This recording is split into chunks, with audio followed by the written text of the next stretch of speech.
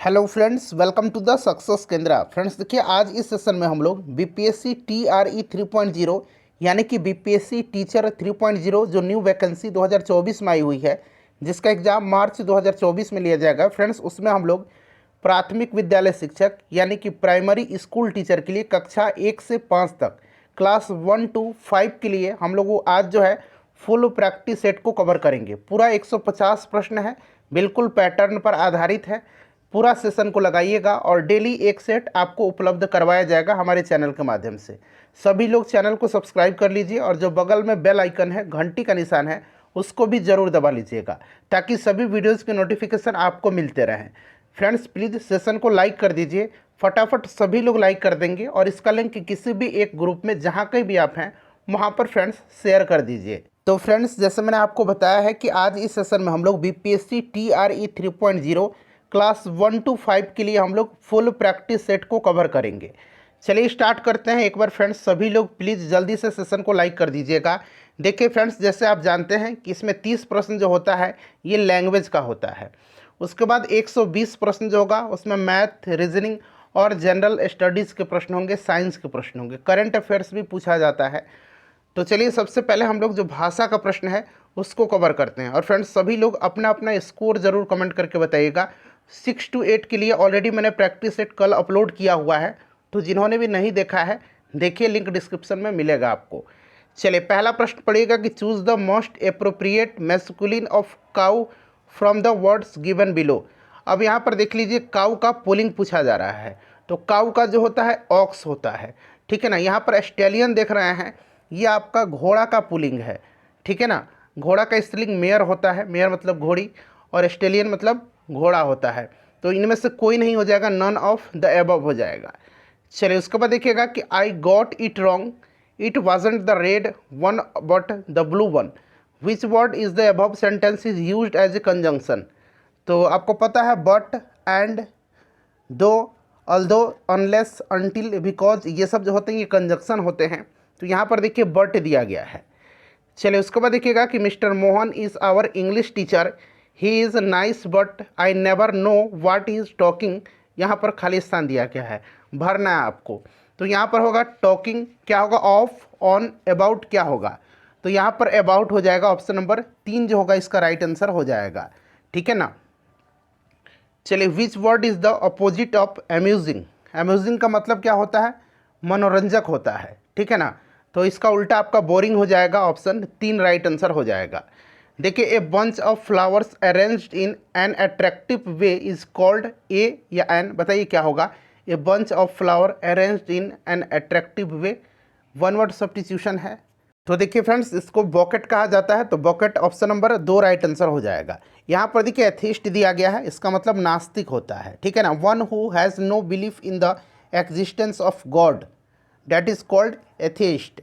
चलिए उसके बाद नेक्स्ट क्वेश्चन है हमारा यहाँ पर 6 नंबर कि boy, man, uncle, fireman, grandfather belong to, बताइए राइट आंसर क्या हो जाएगा। तो फ्रेंड्स यहाँ पर देखेंगे तो इसका जो राइट आंसर हो जाएगा वो आपका मैस्कुलिन जेंडर हो जाएगा, ठीक है ना।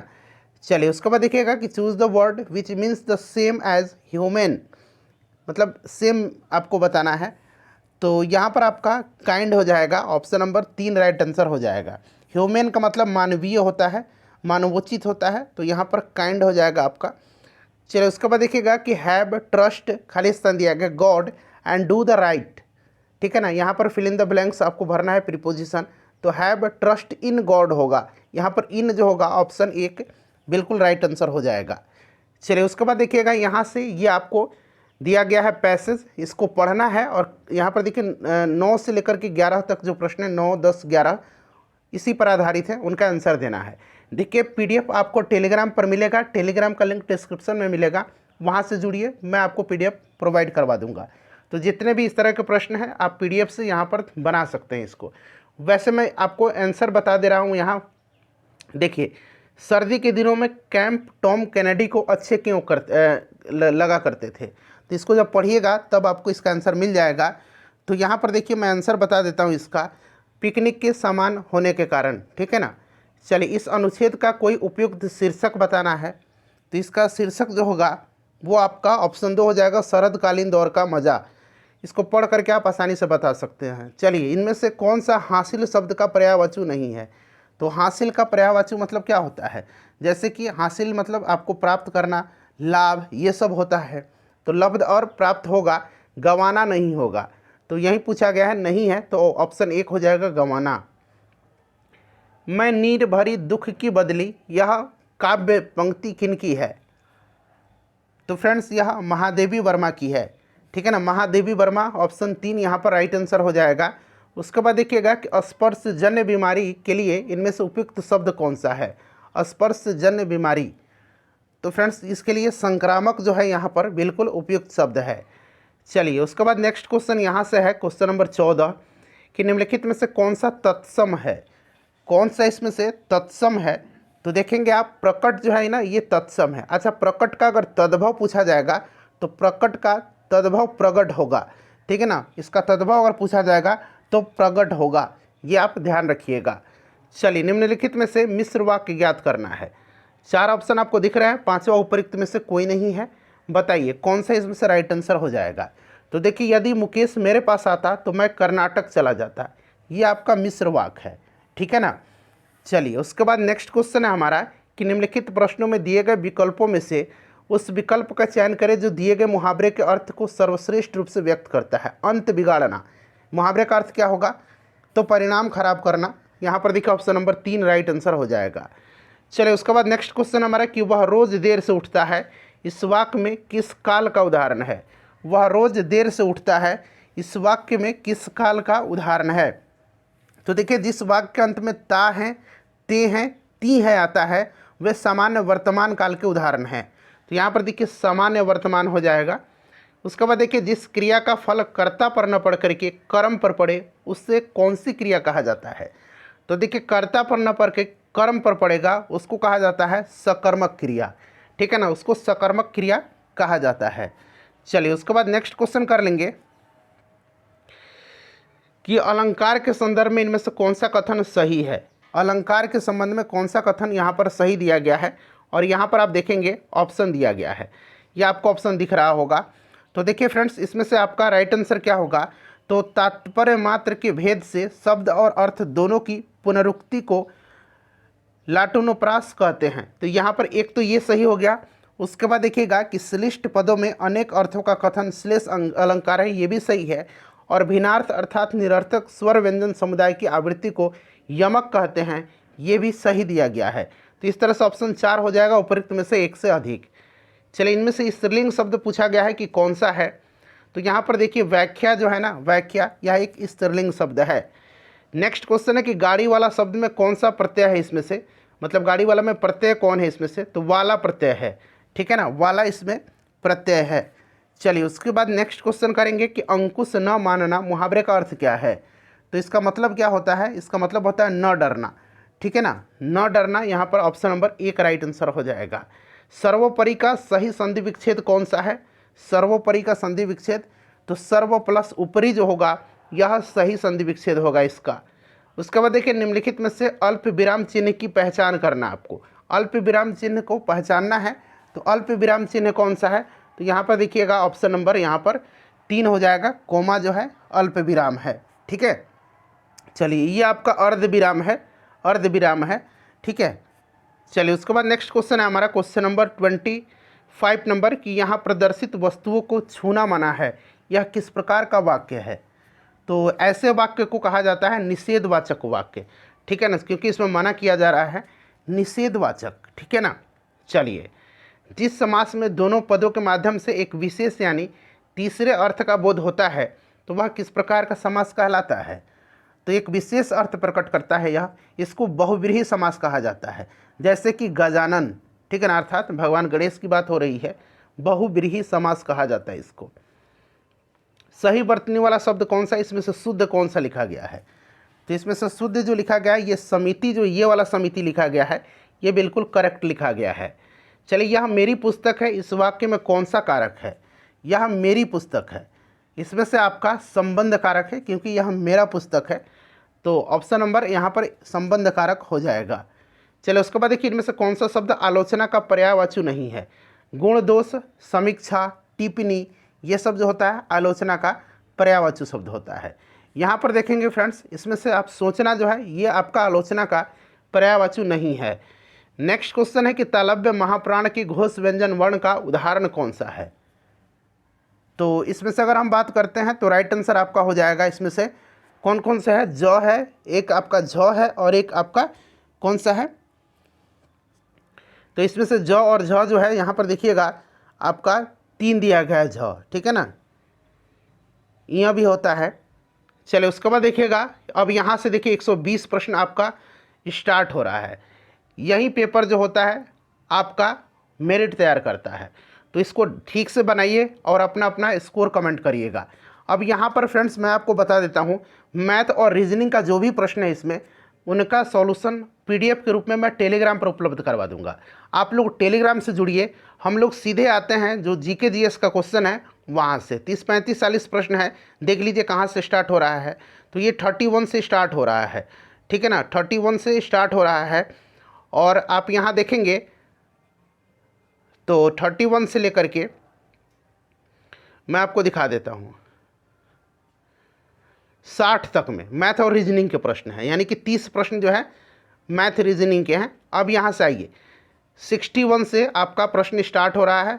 खाद्य श्रृंखला में ऊर्जा हस्तांतरण के दौरान उपयोग की जा सकने वाली ऊर्जा का लगभग कितना प्रतिशत नष्ट हो जाता है और उपलब्ध ऊर्जा का केवल कितना प्रतिशत ही अगले स्तर तक पहुँचाया जाता है। सभी लोग आंसर कमेंट करिएगा। बहुत ही बढ़िया, बिल्कुल एनसीईआरटी का प्रश्न दिया गया है इसमें, जो भी जीके जीएस साइंस का प्रश्न दिया गया है। यहाँ पर देखिएगा किसी भी पोषण स्तर पर मात्र जो है 10% ऊर्जा अगले स्तर पर हस्तांतरण होती है और बाकी की जो उस ऊर्जा होती है सभी ऊष्मा के मेटाबॉलिक प्रक्रिया के माध्यम से बड़े पैमाने पर समाप्त हो जाती है। तो यहाँ पर देखिए कितना नष्ट हो जाता है, तो 10% ही जो है आपको 10% ही अगले स्तर तक हस्तांतरित होती है, तो 90% समाप्त हो जाती है और 10% ही केवल अगले स्तर तक पहुँचाया जाता है। क्लियर हो गया। चलिए अब अगला प्रश्न करेंगे। नेक्स्ट क्वेश्चन है हमारा कि एक पारितंत्र की खाद्य श्रृंखला में जीवों का अंतिम समूह जीवाणु और कवक है, जिन्हें क्या कहा जाता है।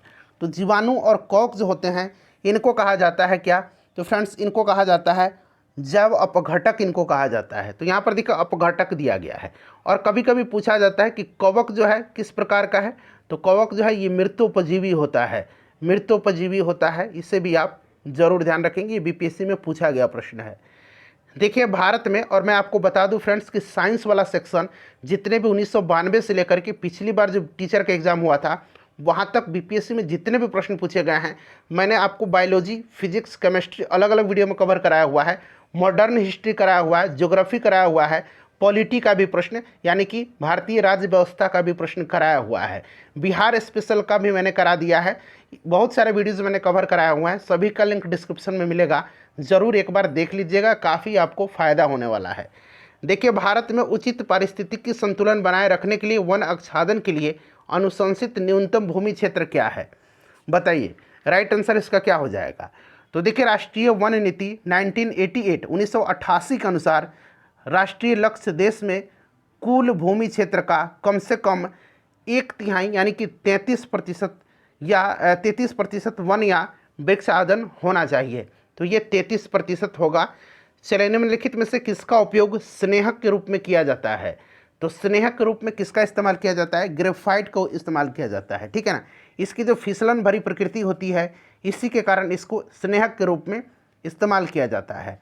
चलिए, और पेंसिल में जो उसका लीड होता है ग्रेफाइट का होता है और ग्रेफाइट ऊष्मा और विद्युत का अच्छा संवाहक होता है, इसे भी आप ध्यान रखेंगे। चलिए, एल्युमिनियम की परत अक्सर एनोडाइज्ड होती है, इसका अर्थ निम्नलिखित में से किसके परत का निक्षेपण है, तो फ्रेंड्स ये एल्युमिनियम ऑक्साइड इसका राइट आंसर हो जाएगा, एल्युमिनियम ऑक्साइड, ठीक है ना। चलिए एल्युमिनियम ऑक्साइड इसका राइट आंसर हो जाएगा। उसके बाद चलिए नेक्स्ट क्वेश्चन है, यहाँ से देखेंगे फ्रेंड्स कि निम्नलिखित में से कौन सा मिश्र धातु नहीं है। इसमें से देखिए मिश्र धातु कौन सा नहीं पूछा गया है, तो यहाँ पर आप देखेंगे तो पीतल मिश्र धातु है, स्टील भी मिश्र धातु है। पीतल जो है आपको पता है किसका मिश्र धातु है, पीतल जो होता है फ्रेंड्स यह किसका मिश्र धातु है, तांबा और जस्ता का, ठीक है ना, तांबा और जस्ता का। क्लियर। चलिए, और स्टील जो होता है, स्टील या लोहे और कार्बन का मिश्र धातु होता है, तो इसमें से जिंक नहीं है मिश्र धातु। चलो उसके बाद देखिएगा कि गैल्वेनीकरण की प्रक्रिया में यानी कि गैल्वेनाइजेशन जो होता है किस धातु को लोहे पर लेपित किया जाता है।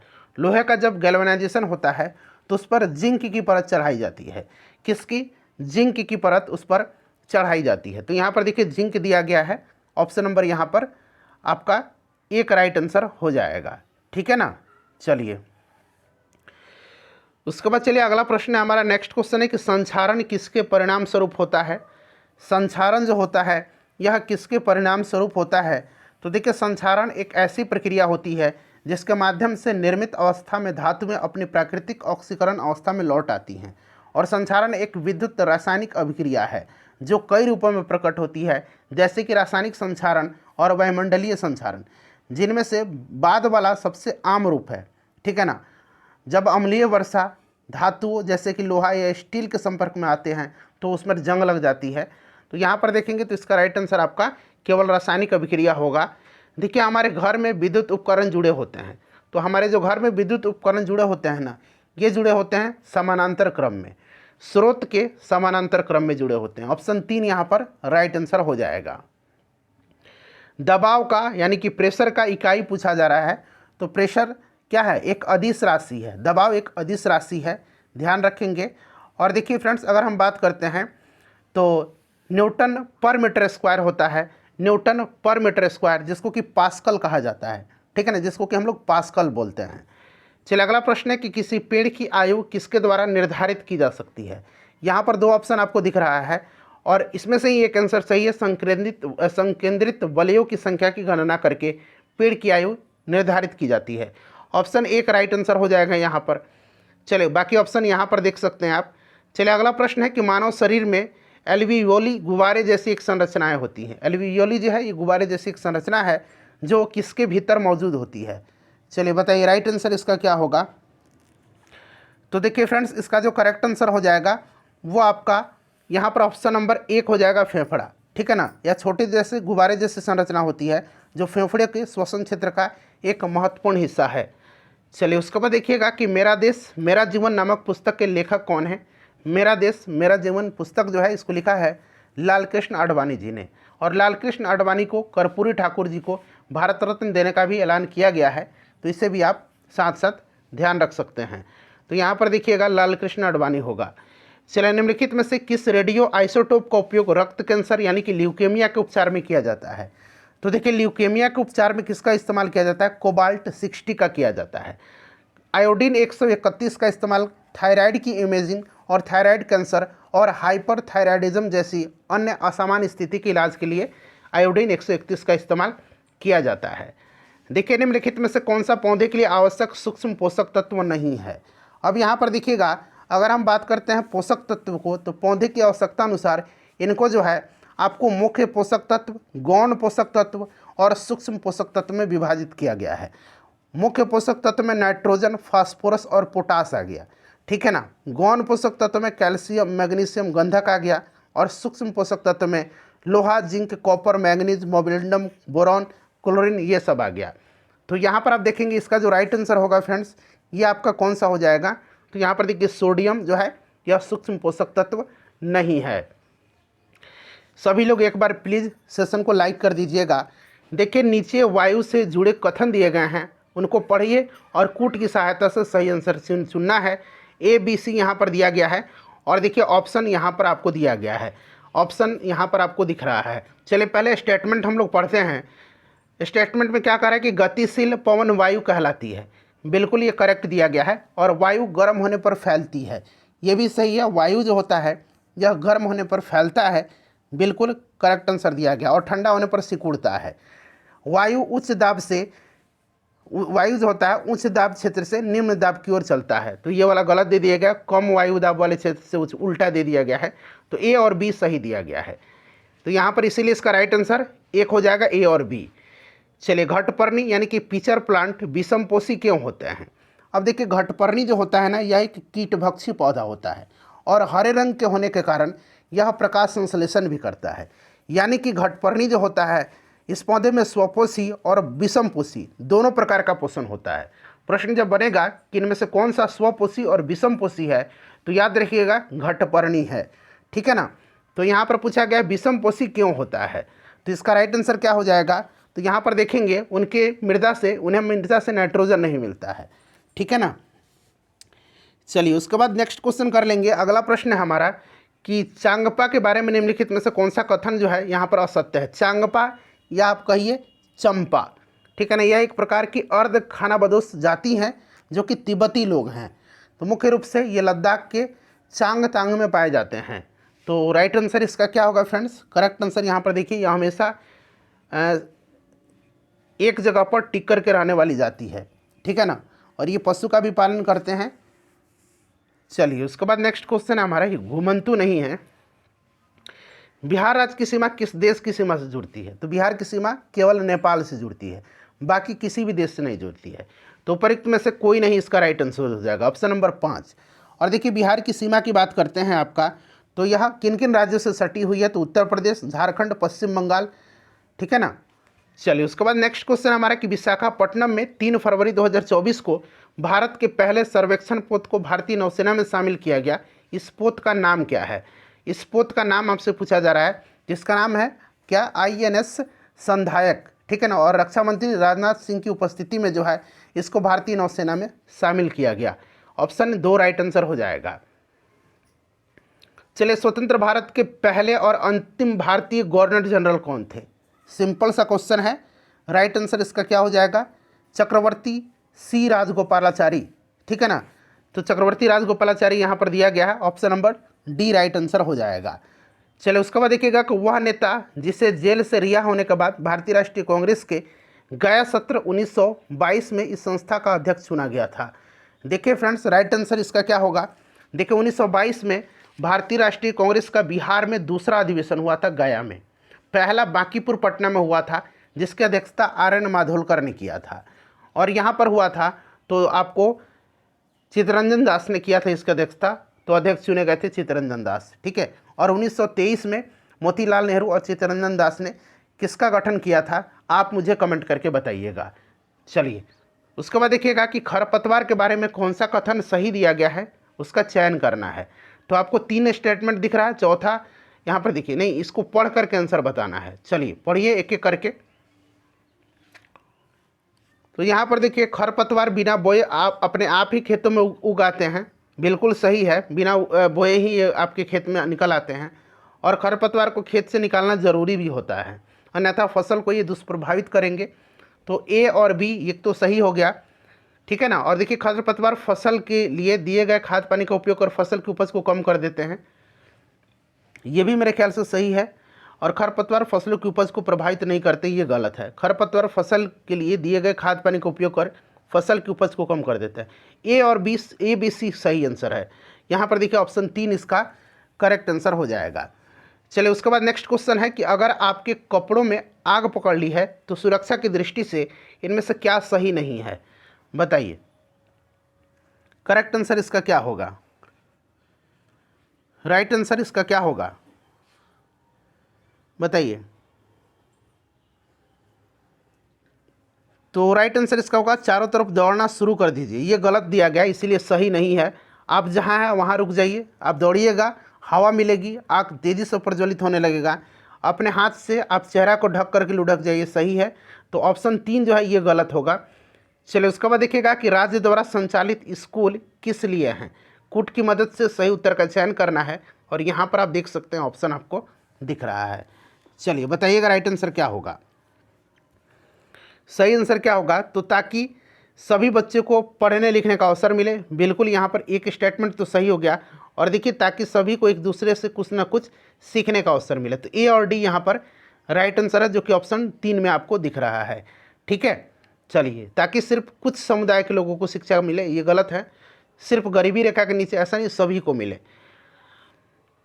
चलिए उसके बाद देखिए वह भारतीय देशभक्त जिसकी जेल में भूख हड़ताल के कारण मृत्यु हो गई थी, तो ये कौन थे फ्रेंड्स, ये जतिन दास थे, ठीक है ना। 1929 में इनकी मृत्यु हुई थी, तो राइट आंसर यहाँ पर जतिन दास हो जाएगा, तो जतिन दास करेक्ट आंसर हो जाएगा।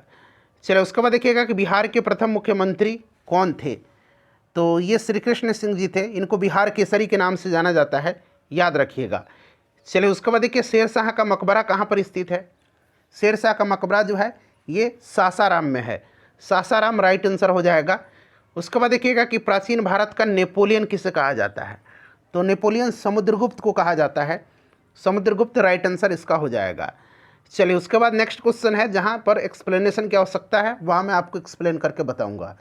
देखिए 23.5 डिग्री उत्तरी अक्षांश का प्रचलित नाम क्या है, तो 23.5 डिग्री उत्तरी अक्षांश को कर्क रेखा कहा जाता है और कर्क रेखा भारत के 8 राज्यों से होकर के गुजरती है। गुजरात, राजस्थान, मध्य प्रदेश, छत्तीसगढ़, झारखंड, वेस्ट बंगाल, त्रिपुरा और मिजोरम से होकर के। तारों की दूरी मापी जाती है। तारों की दूरी जो है यह प्रकाश वर्ष में मापी जाती है और एक प्रकाश वर्ष 1 लाइट ईयर बराबर होता है 9.46 गुना 10⁻15 मीटर। इसे भी आप ज़रूर याद रखिएगा। देखिए फूली हुई पूड़ी तेल में तैरती है क्योंकि पूड़ी में वाष्प भरा रहता है, आटा गूंथा जाता है, पानी आता है उसमें है। पानी में क्या है, पानी में हाइड्रोजन है और ऑक्सीजन है, तो ऑक्सीजन बाहर निकलती है इसीलिए। तो राइट आंसर इसका क्या होगा, ऑप्शन 3 हो जाएगा, पूड़ी में वाष्प भर जाता है। देखिए कुछ प्लास्टिक ऐसे हैं जिन्हें एक बार सांचा में डाल दिया जाता है तो उन्हें ऊष्मा देकर के गर्म नहीं किया जा सकता है। ऐसे प्लास्टिक क्या कहलाते हैं, तो फ्रेंड्स इनको थर्मोसेटिंग प्लास्टिक कहा जाता है। ठीक है ना, थर्मोसेटिंग प्लास्टिक इनको कहा जाता है। और बेकेलाइट जो होता है ये थर्मोसेटिंग प्लास्टिक का एग्जाम्पल है। चलिए उसके बाद नेक्स्ट क्वेश्चन कर लेंगे। अगला प्रश्न है हमारा कि एक मनुष्य दीवार पर बल लगा करके उसे विस्थापित करने में समर्थ होता है, तब वह, राइट आंसर क्या होगा इसका, करेक्ट आंसर इसका क्या होगा बताइए। बल लगा करके दीवार पर उसे विस्थापित करने में असमर्थ होता है, तो जब विस्थापन हो ही नहीं रहा है, डिस्प्लेसमेंट हो ही नहीं रहा है, तो कार्य शून्य होगा, तो कोई भी कार्य नहीं करता। ऑप्शन 3 यहाँ पर करेक्ट आंसर हो जाएगा। देखिए टीबी से बचने के लिए कौन सा टीका दिया जाता है, टीबी से बचने के लिए आपको बैसिलस कॉलमेट ग्यूरिन बीसीजी का टीका दिया जाता है। ठीक है ना, यक्ष्मा बीमारी टीबी को कहा जाता है, तो एक यक्ष्मा भी ऑप्शन में रहेगा, तपेदिक भी रह सकता है, तो इस चीज़ को आप ध्यान रखिएगा। चलिए 96 नंबर क्वेश्चन है कि निम्नलिखित वक्तव्य को पढ़िए और उस पर विचार करिए और कूट की सहायता से सही उत्तर का आपको चयन करना है। यहाँ पर कूट भी आपको दिया गया है। ठीक है ना, बताइए राइट आंसर इसका क्या होगा। तो यहाँ पर देख लीजिए, सभी सूक्ष्मजीवों द्वारा संदूषित भोजन से खाद्य विषाक्तन हो जाता है, बिल्कुल सही दिया गया है। और तेज़ धूप में रखी ब्रेड पर कवक आक्रमण कर देते हैं, नहीं, ये गलत है। तेल में सिरके में जीवाणु रह सकते हैं, इसलिए इनका उपयोग अचार के संदूषण बचाने के लिए, ये भी गलत है। जीवाणु की वृद्धि को रोकने के लिए, एक मिनट रुक जाइए, क्वेश्चन नंबर हमारा क्या था, 96 था। ठीक है ना, 96, हाँ ये वाला क्वेश्चन है। जीवाणु की वृद्धि को रोकने के लिए मांस तथा मछली को सूखे नमक से ढक देते हैं, उसको प्रिजर्व किया जाता है नमक डाल करके। तो एक और, यानी कि ए और डी सही दिया गया है। चलिए ए और डी यहाँ पर ऑप्शन नंबर कौन सा सही हो जाएगा, आपका 3 सही हो जाएगा।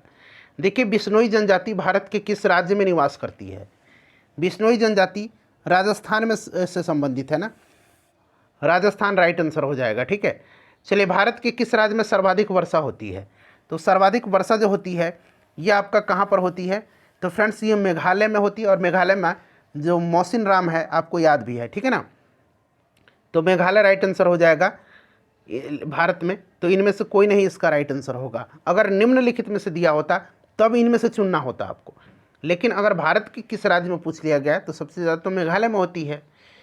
निम्नलिखित में से मौसम की कौन सी स्थिति बैरोमीटर पठने यानी कि पठन में अचानक गिरावट से संकेतिक है।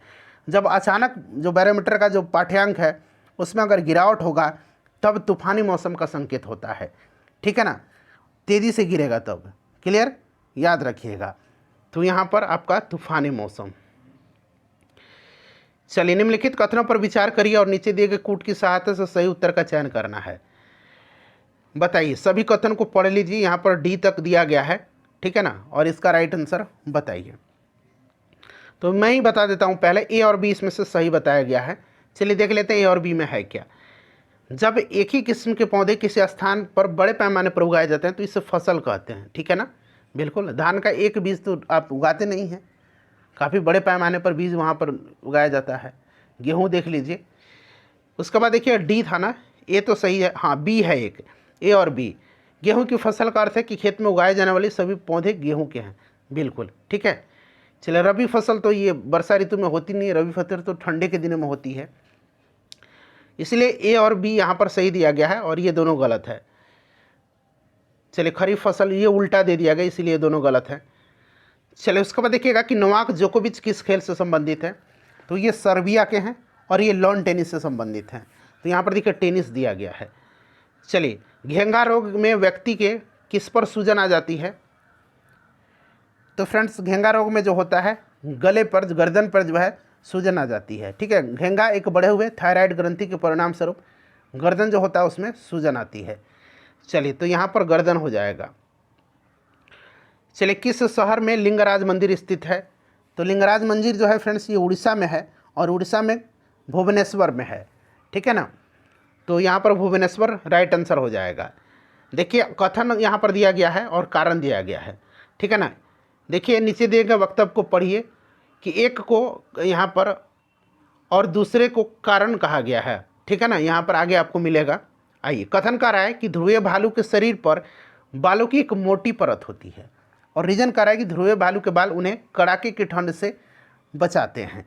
बिल्कुल दोनों स्टेटमेंट सही है और ये इसलिए होता है ताकि उन्हें ठंड से बचाया जाए। तो ऑप्शन ए राइट आंसर हो जाएगा कि ए और आर दोनों सही हैं और आर जो है यानी कि रीजन जो है, कारण जो है, यह कथन की सही व्याख्या करता है। देखिए किसी ठोस पदार्थ के सीधे वाष्प में बदलने की प्रक्रिया क्या कहलाती है, तो फ्रेंड्स इसको ऊर्ध्वपातन कहा जाता है, सब्लिमेशन कहा जाता है। नेक्स्ट क्वेश्चन है कि नॉर्मन अर्नेस्ट बोरलॉग यानी कि नॉर्मन बोरलॉग कहिए आप सीधे, जिन्हें भारत में हरित क्रांति का जनक माना जाता है। भारत में तो एम.एस. स्वामीनाथन को माना जाता है और बोरलॉग को विश्व में हरित क्रांति का जनक, यहाँ विश्व बना लीजिएगा, इनको विश्व में हरित क्रांति का जनक माना जाता है। यह अमेरिका के हैं। ऑप्शन नंबर एक राइट आंसर हो जाएगा, ठीक है ना। चलिए उसके बाद देखिएगा कि भारत पाकिस्तान सीमा रेखा का संदर्भ है, तो भारत पाकिस्तान सीमा रेखा जो है फ्रेंड्स ये रेड क्लिफ रेखा, डूरंड पाकिस्तान अफगानिस्तान है और मैकमोहन भारत और चीन है। वित्तीय वर्ष 2024-25 के लिए केंद्रीय बजट में कुल अनुमानित व्यय कितना है, बताइए। तो यहाँ पर ऑप्शन नंबर यहाँ पर 2 राइट आंसर इसका हो जाएगा, ठीक है ना। चलिए निर्मला सीतारमण जी ने बजट प्रस्तुत किया है। निम्नलिखित में से कौन सी नदी फतुहा में गंगा से मिलती है, फतुहा में, फतुहा ये फतुहा लिखा हुआ है, ठीक है ना। बताइए राइट आंसर क्या होगा, तो फ्रेंड्स ये पुनपुन नदी है, पुनपुन फतुहा में गंगा में आकर के मिलती है। चलिए बिहार के किस स्थान पर राष्ट्रपिता महात्मा गांधी को समर्पित देश के सबसे बड़े बापू टावर का उद्घाटन 4 फरवरी 2024 को मुख्यमंत्री जी के द्वारा किया गया, तो फ्रेंड्स ये किया गया आपका पटना के गर्दनी बाग में। चलिए उसके बाद अगला प्रश्न करेंगे। देखिए प्रोफेसर अमर्त्य सेन का संबंध निम्नलिखित में से किस उपागम से है, प्रोफेसर अमर्त्य सेन का सक्षमता उपागम, ठीक है ना, ध्यान रखिएगा। चलिए यहाँ पर ऑप्शन नंबर आपका 2 राइट आंसर हो जाएगा, क्लियर। चलिए उसके बाद नेक्स्ट क्वेश्चन कर लेंगे। और 1980 के दशक में कल्याणकारी अर्थशास्त्र के वैकल्पिक उपागम के रूप में सक्षमता उपागम की कल्पना की गई थी। चलिए उसके बाद नेक्स्ट क्वेश्चन है कि स्वस्थ मनुष्य के हृदय 1 मिनट में लगभग कितनी बार धड़कता है, तो 1 मिनट में लगभग 72 बार।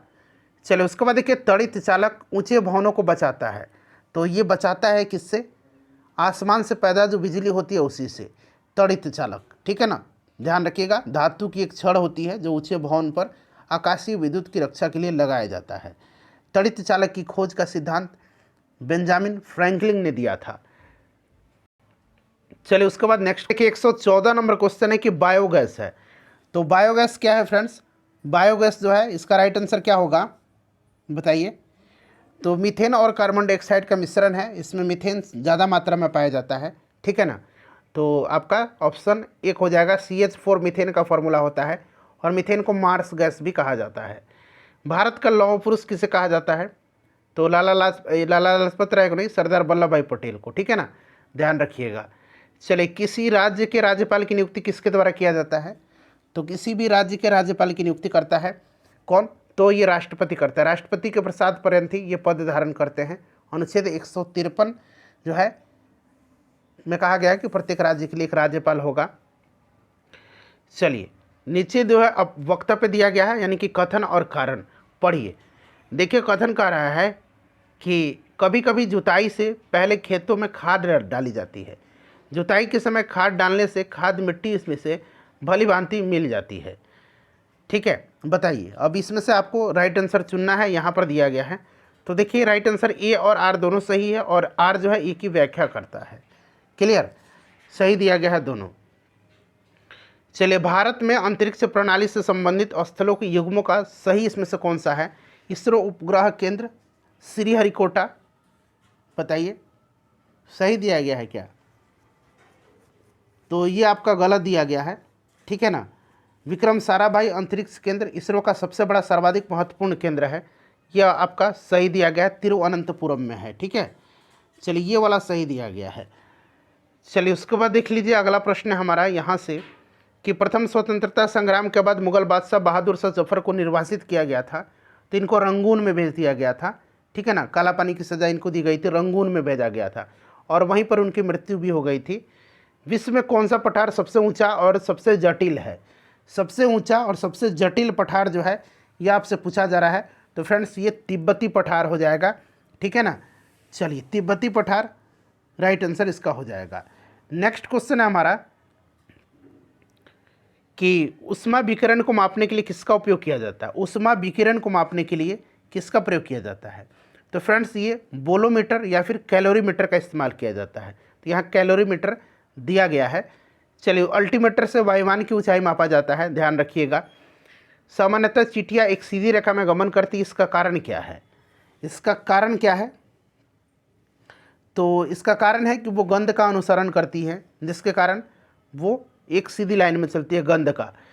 चलिए, भारत के सबसे बड़े किले का नाम बताइए। तो ऑब्वियसली इसमें से राइट आंसर आपको भी पता होगा, भारत और एशिया का सबसे बड़ा किला चित्तौड़गढ़ किला है। 180 मीटर की पहाड़ी पर यह स्थित है, सबसे ऊंचा। चलिए उसके बाद नेक्स्ट क्वेश्चन है कि सिगजी क्या है?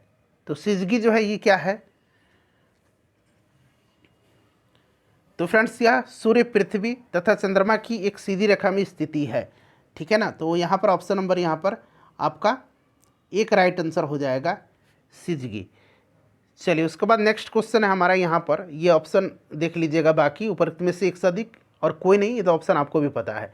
निम्नलिखित में से कौन सा संविधान संशोधन कहता है कि ग्राम पंचायत में 1/3 सीटें महिलाओं के लिए आरक्षित होनी चाहिए? बताइएगा। तो ये 73वां संविधान संशोधन है, लागू हुआ था ये 24 अप्रैल 1993 को, और इसीलिए 24 अप्रैल के दिन जो है पंचायती राज दिवस मनाया जाता है। 73वां ऑप्शन में तो 73वां दिख नहीं रहा है, तो राइट आंसर ऑप्शन 5 हो जाएगा, ऑप्शन ई कोई नहीं। देखिए निम्नलिखित में से कौन से महासागर पनामा नहर से जुड़े हुए हैं? पनामा नहर से जुड़ा हुआ है कौन सा? तो फ्रेंड्स ये अटलांटिक और प्रशांत महासागर जुड़े हुए हैं। ठीक है ना, ध्यान रखिएगा, ऑप्शन नंबर यहाँ पर इसका 2 राइट आंसर हो जाएगा। देखिए किस अंग्रेज ने पहली बार भागवत गीता का अंग्रेजी में अनुवाद किया था? भागवत गीता का चार्ल्स विलियम्स ने किया था, और कालिदास का जो अभिज्ञान शकुंतलम है वो विलियम जोन्स ने किया था। निम्नलिखित में से किस भारतीय शासक ने आधुनिक तर्ज पर विदेशों में अपना दूतावास खोला था? तो यह शासक कोई और नहीं था, यह टीपू सुल्तान था। शेरे मैसूर के नाम से जाना जाता था। चौथे आंग्ल मैसूर युद्ध में यह मारा गया था। चलिए उसके बाद देखिए मधुबनी चित्रकला के बारे में कौन सा कथन यहाँ पर सही दिया गया है? यहाँ पर 4 ऑप्शन दिख रहा है, यहाँ से कूट से आपको नीचे से आंसर चुन करके बताना है। पहले 4 ऑप्शन पढ़ लीजिए, ठीक है ना, बताइए राइट आंसर इसका क्या होगा? तो यहाँ पर देख लीजिए, इसका जो करेक्ट आंसर हो जाएगा मधुबनी पेंटिंग, जिसे मिथिला पेंटिंग के भी नाम से जाना जाता है। यह एक पारंपरिक रूप से बिहार की पेंटिंग है, और इन चित्रों को चावल के पाउडर, टहनियों और प्राकृतिक रंगों से बनाया जाता है। और चित्रों की विशेषता उनके आकर्षक ज्यामितीय पैटर्न होता है। और मधुबनी पेंटिंग यानी कि मिथिला पेंटिंग परंपरागत रूप से मिथिला क्षेत्र के विभिन्न समुदायों की महिलाओं के द्वारा बनाया जाता है। ठीक है ना, तो ये बिहार की प्रसिद्ध चित्रकला है, और इस पिसे हुए चावल और विषय वस्तु केवल पुरुषों पर केंद्रित है, गलत है, महिलाओं के द्वारा बनाया जाता है। ठीक है, तो ये वाला तो गलत हो गया, ये भी गलत हो गया, तो ए और बी इसमें से सही है। तो यहाँ पर देखिए एक और मतलब ए और बी सही होगा, ऑप्शन 1। देखिए यहाँ अनुच्छेद दिया गया है और कह रहा है कि किस अनुच्छेद के अंतर्गत प्रत्येक राज्य अपनी मातृभाषा का प्रसार एवं अनुदेश प्राथमिक शिक्षा में लागू कर सकता है? तो यह आर्टिकल कौन सा है? 350A है।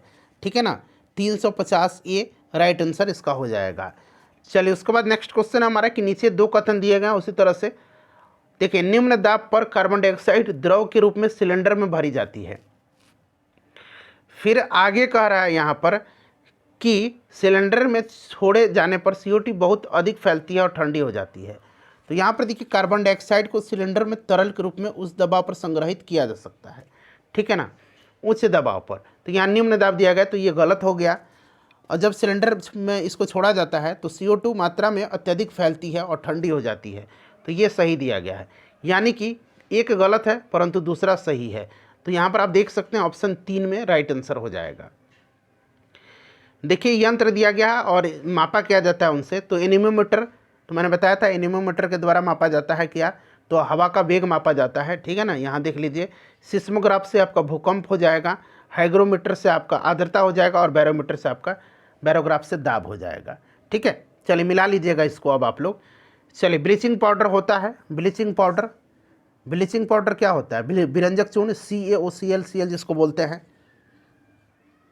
यह क्या होता है, तो कैल्शियम क्लोराइड, कैल्शियम हाइपोक्लोराइड तथा बुझे हुए चूने का मिश्रण है। ऑप्शन 2 यहाँ पर राइट आंसर हो जाएगा। चलिए उसके बाद नेक्स्ट क्वेश्चन है हमारा 34 नंबर कि प्रेशर कुकर में भोजन के पकने के समय को कम कर देता है। प्रेशर कुकर भोजन के पकने का समय कम कर देता है, इसका कारण क्या है। तो इसके अंदर क्वथनांक बढ़ जाने के कारण प्रेशर कुकर में खाना जल्दी बन जाता है। देखिए क्रिकेटर गेंद को पकड़ते समय अपने हाथ को नीचे करता है, यानी कि पीछे की तरफ भी खींचता है, किस कारण से, चोट से बचाता है। तो फ्रेंड्स यह आपका संवेग संरक्षण के कारण से, ठीक है ना। ऑप्शन 2 राइट आंसर हो जाएगा। बिहार में तेल शोधक कारखाना कहाँ पर है, तो ये आपको भी पता है, बरौनी है, बरौनी तेल शोधक कारखाना जो कि बेगूसराय में पड़ता है, बेगूसराय जिला में। तो बरौनी राइट आंसर हो जाएगा। डेनमार्क की रानी ने 52 साल बाद राजगद्दी छोड़ दी, रानी का नाम क्या है, तो इनका नाम है मार्गरेट द्वितीय, मार्गरेट द्वितीय, ध्यान रखिएगा। मच्छर के मलेरिया के मच्छर दिन में किस समय काटते हैं। मलेरिया के मच्छर एक परजीवी के कारण होता है ना, ठीक है, और प्लाज्मोडियम परजीवी मच्छरों के द्वारा जो है फैलता है। राइट आंसर इसका हो जाएगा आपका 7 बजे से सुबह 5 बजे तक शाम को। चलिए उसके बाद नेक्स्ट क्वेश्चन है कि पानी के अंदर ध्वनि तरंगों को मापने के लिए उपयोग किए जाने वाले उपकरण का नाम बताइए। यहाँ पर ऑप्शन दिया पानी के अंदर, देखिए तो इसको क्या कहा जाता है, इसको कहा जाएगा हाइड्रोफोन, ठीक है ना, हाइड्रोफोन यहाँ पर राइट आंसर हो जाएगा हाइड्रोफोन। चलिए उसके बाद देखिए पीसा की झुकी हुई मीनार यानी कि लीनिंग टावर जो है, लीनिंग टावर ऑफ पीसा क्यों नहीं गिरती है। तो ये सब क्वेश्चन आपने भी पढ़ा होगा। मीनार के गुरुत्व केंद्र के बीच में ऊर्ध्वाधर रेखा मीनार के आधार के अंदर रहती है। ऑप्शन 3 राइट आंसर हो जाएगा। भारत में पहली बार तार लाइन किन 2 स्थानों के बीच बिछाई गई थी। तो फ्रेंड्स ये आपका कलकत्ता और डायमंड हार्बर के बीच हुगली में व्यस्त शिपिंग मार्ग के साथ खोला गया था पहली टेलीग्राम लाइन। तो यहाँ पर एक राइट आंसर इसका हो जाएगा, ठीक है ना, कलकत्ता से आगरा। चलिए डलहौजी के समय में नीचे जंगल अधिकार कानून से जुड़े कुछ कथन दिए गए हैं और दिए गए कूट की सहायता से सही उत्तर का चयन करना है। बताइए करेक्ट आंसर इसका क्या हो जाएगा। तो यहाँ पर देखिएगा केवल यहाँ पर 3 राइट आंसर हो जाएगा। जंगल बचाने का काम ग्राम सभा का होता है। तो ध्यान दीजिएगा यहाँ पर देखिए वन में रहने वाले जो पारंपरिक समुदाय हैं उनके अधिकारों को कानूनी मान्यता देने और औपनिवेशिक युग के वन कानूनों के कारण हुए अन्याय को आंशिक रूप से ठीक करने के लिए वन का अधिकार अधिनियम 2006 में पारित किया गया। तो ये तो गलत हो गया। 50 साल से जंगल में रहते हैं, ऐसा नहीं, 25 वर्ष वन में जो रह रहे हैं ना, इस कानून के अनुसार 25 वर्ष उनका जंगल का ज़मीन पर हक होता है। तो ये भी गलत है। जंगल बचाने का ग्राम सभा का होता है, ये आपका सही दिया गया है। वनों की रक्षा का कार्य ग्राम सभा द्वारा किया जाना चाहिए। तो केवल सी यहाँ पर राइट आंसर होगा। देखिए फिर से कथन और यहाँ पर अभिकथन दिया गया है ना, और कारण दिया गया है। लोग एक अंतरिक्ष यान में भी पृथ्वी के खिंचाव को महसूस करते हैं और अंतरिक्ष यान पृथ्वी के चारों ओर घूमता है। बताइएगा। तो यहाँ पर आप देखेंगे इसका राइट आंसर ए गलत है परंतु आर से। अंतरिक्ष यान तो चारों ओर घूमता है, ठीक है, और पृथ्वी का खिंचाव नहीं अनुभव होता उसमें। तो इसीलिए आपका ऑप्शन 3 यहाँ पर राइट आंसर हो जाएगा। देखिए पेयजल को शुद्ध करने के लिए निम्नलिखित में से किस वस्तु का उपयोग व्यापक रूप से होता है। तो इसमें से हम बात करेंगे तो क्लोरीन का इस्तेमाल होगा। भारत की किस प्राचीन नृत्य शैली को सादिर कहा जाता है। तो सादिर भारतनाट्यम को कहा जाता है, तो तमिलनाडु का है, ठीक है ना। ओडिसी उड़ीसा का है। कथकली कहाँ का है, ये केरल का है। कथक उत्तर भारत का है। चलिए उस ग्रह का नाम बताइए जो सौरमंडल के अन्य ग्रहों से विपरीत दिशा में चलता है। कौन सा ये ग्रह है।